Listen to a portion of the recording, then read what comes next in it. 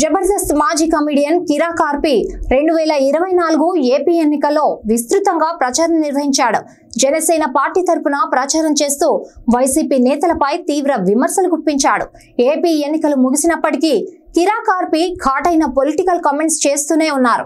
ఎన్నికల ఫలితాలపై నిర్వహిస్తున్న పలు చర్చా కార్యక్రమాల్లో పాల్గొంటూ వైసీపీ నాయకులపై విమర్శలు గుప్పిస్తున్నారు. పైగా కూటమి గెలుపు పక్కా అంటూ జోస్యం చెప్తున్నాడు. ఇటీవల ఓ యూట్యూబ్ ఛానల్ కి ఇచ్చిన ఇంటర్వ్యూలో ఆర్పి మాట్లాడుతూ టీడీపీ, జనసేన, బీజేపీ కూటమి 145 నుండి 160 సీట్లు రావడం ఖాయమన్నాడు.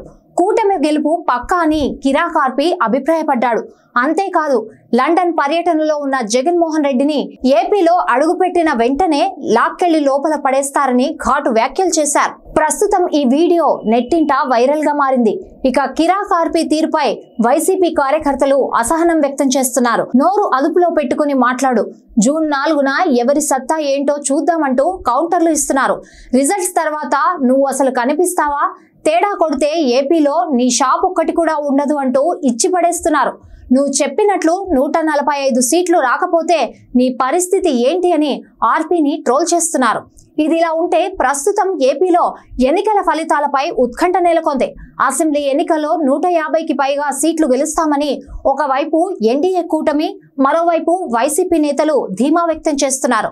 కానీ ఫైనల్ రిజల్ట్ ఎలా ఉంటుంది అనే దానిపైన రెండు పార్టీలోనూ ఆందోళన ఉన్నట్టు తెలుస్తోంది.